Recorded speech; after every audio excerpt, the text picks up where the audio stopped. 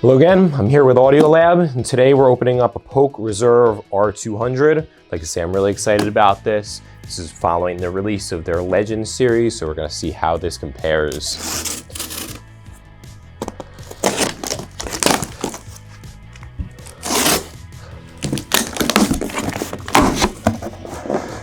All right. Got a nice booklet right there. I can open that. Okay, both speakers in one box. Let me see if I can pull these out nicely.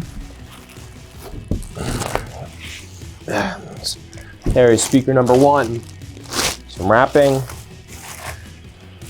This plastic, candy gel, and looks like we've got a magnetic grill up front here. Don't want to hurt that.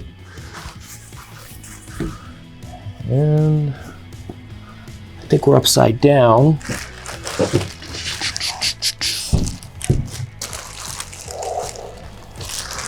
Boom. Polk Legend R200.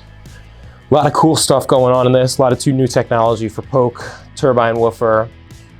Their new revamped tweeter. The back is actually very interesting here. They've got a new take on their port, which they have been improving for years and years. I'm actually very excited to hear these, see how they compete with the Polk Legends.